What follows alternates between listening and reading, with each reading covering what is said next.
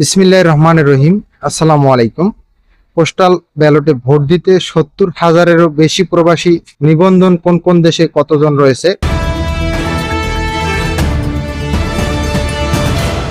প্রবাসী ভোটাররা 18 ডিসেম্বর পর্যন্ত নিবন্ধন করতে পারবেন। প্রবাসী ভোটারদের নিবন্ধনের সময় বাড়ানোর জন্য অনুরোধ বিএনপির।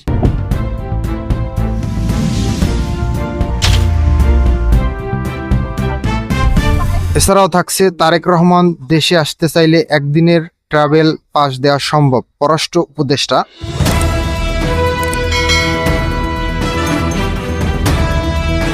পোস্টাল ভোট বিডি অ্যাপের মাধ্যমে গত শুক্রবার বেলা 11:30 পর্যন্ত মোট ৭০,৬১০ জন প্রবাসী ভোটার নিবন্ধন করেছেন।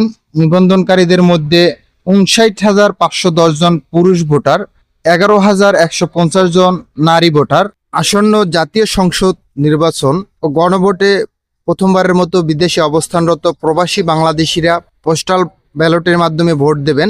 ইসির ওয়েবসাইটের তথ্য অনুযায়ী দেশভিত্তিক হিসাবে যুক্তরাষ্ট্রে 14,236 জন, দক্ষিণ কোরিয়া 9,075 জন, কানাডায় 7,087, জাপানের 6,452, অস্ট্রেলিয়ায় 6,027 এবং দক্ষিণ আফ্রিকায় 4,480 জন নিবন্ধন করেছেন।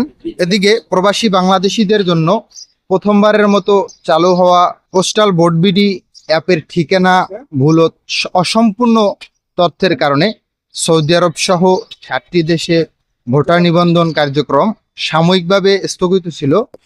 তবে ইসি আশা করেছেন তা আবার পুনরায় চালু হবে। সব প্রবাসী বাংলাদেশি ভোটার পোস্টাল ব্যালটের মাধ্যমে ভোট দেওয়ার জন্য 18 ডিসেম্বর পর্যন্ত নিবন্ধন করতে পারবেন। এর আগে নিবন্ধনের জন্য অঞ্চলভেদে সময়সীমা আলাদা ছিল।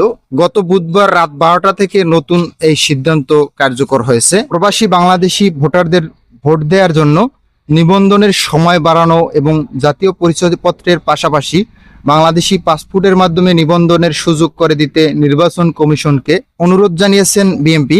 গত মঙ্গলবার বিকেলে বিএনপির একটি প্রতিনিধি দল নির্বাচন ভবনে প্রধান নির্বাচন কমিশন এম.এস. নাসির উদ্দিনের সঙ্গে সাক্ষাৎকালে এই অনুরোধ জানান। বিএনপির ভারপ্রাপ্ত চেয়ারম্যান তারেক রহমান দেশে আসতে চাইলে একদিনের মধ্যে অন্তর্বর্তীকালীন সরকার ট্রাভেল পাস ইস্যু করবে বলে জানিয়েছেন পররাষ্ট্র উপদেষ্টা তৌহিদ হোসেন। তিনি গতকাল এক বৈঠকে এসব কথা বলেন। মোহাম্মদ আলামিন, ইউরোপিডি প্রবাস।